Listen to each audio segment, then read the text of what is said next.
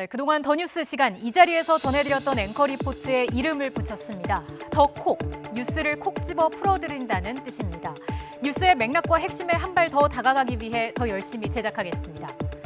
매주 월요일에는 민감 현안에 대한 여론조사 결과를 상세히 풀어드립니다. 이번에는 일본의 경제 보복, 수출 규제에 대한 가장 효과적인 대응 방안이 무엇일지 YTN이 리얼미터에 의뢰해 여론을 물었습니다.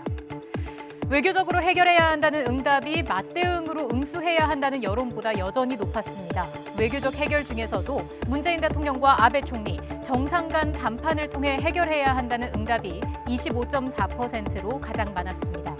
미국 또는 세계무역기구 WTO를 통한 중재를 우선시하는 여론도 비슷한 수준이었습니다. 특사 파견을 택한 응답자는 10명 중 1명에 그쳤습니다. 불매운동을 지지하거나 수출입 규제로 맞대응해야 한다는 여론은 각각 19.1%와 13.9%로 집계됐습니다.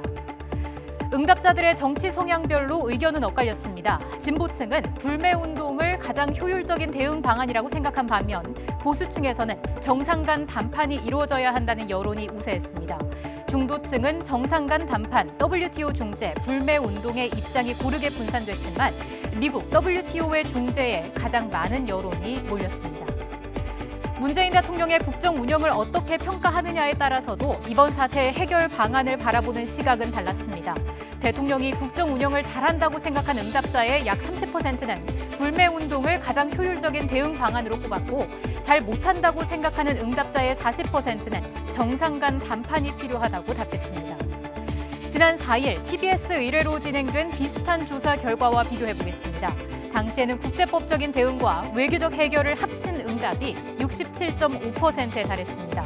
대응 방안을 좀 더 다양하게 제시한 이번 YTN 조사에서는 정상 간 담판, 국제 중재, 특사 등 외교적 해법을 선택한 응답이 60%였습니다. 반면 맞대응해야 한다는 여론은 커졌다고 볼 수 있습니다. 지난 4일 조사 때는 정부 차원의 맞대응만 제시했고 응답은 24.4%였습니다.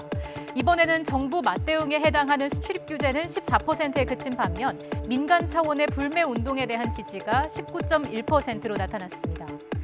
현재의 갈등을 외교적으로 풀어야 한다는 여론이 여전히 높지만 일본의 추가 조치 단행 등 상황이 악화됐을 때는 맞대응 쪽으로 이동할 가능성이 큽니다.